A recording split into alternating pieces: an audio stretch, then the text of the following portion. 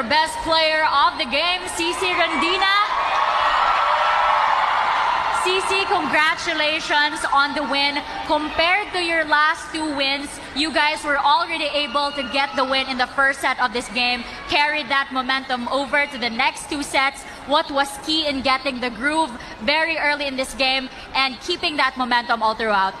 Siyempre po, siguro yung pagdating namin dito na naka-mindset na talaga kami na to win this game kasi it's a must-win talaga para mas maganda yung spot namin, and credits talaga sa mga kasama ko na trinabaho talaga, and ayun, maganda yung resulta.